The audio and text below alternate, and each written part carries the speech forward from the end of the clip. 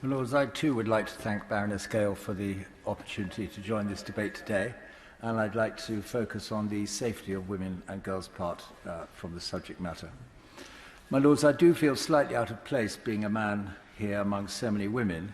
In fact, proportionately, it reminds me of my Pilates class. But it is on the implications of biological man taking part in a biological woman's event that I'd like to briefly touch upon today.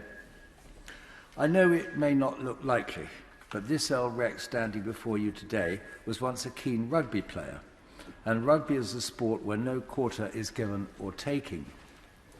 I'm taking the liberty of assuming that not many noble baronesses here today have ever been rugby tackled. But if they had, they would know that a rugby tackle is a form of uncontrolled violence, where in men's rugby anyway, two big and beefy players are running as fast as they can, and the one from behind launches himself at the person in front with a simple intention of stopping him in his tracks and bringing him to the ground with as much force and as little subtlety as possible. The mind boggles at the actual damage that could be done by somebody like I used to be, 15 stone of muscle and bone, launching myself flat out onto a 10-stone girl and bringing her down as forcibly as possible. At the very least, she would be battered and bruised, and it could easily result in broken bones or damaged brains. It seems to be madness that such a thing is permitted, and yet this is exactly what Rugby England does permit. Despite World Rugby being a pioneer in recommending males are categorically excluded from female sports. Rugby England had to choose between fairness and inclusivity, clearly incompatible choices.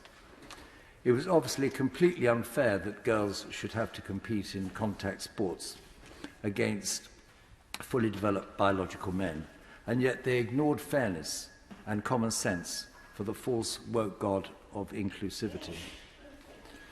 My Lords, other problems arise when the final whistle blows. Rugby is a sweaty and often muddy game, and after it we all repair to the changing and shower rooms. Typically at club level, there will not be male and female changing rooms, but just one room, as up to now men and women have played the game separately and at different times. Most trans women still have their male equipment intact, and so we now have a situation where women and girls obviously don't want to get undressed and shower with a fully equipped biological man present. At the very least, it's awkward and undignified. It's certainly uncivilized and potentially dangerous, and it's amazing how it's been allowed to happen. I must emphasize this is absolutely not an attempt to dissuade trans athletes playing any sport or any other contact sport like kickboxing, where, unbelievably, biological men can kickbox women and girls.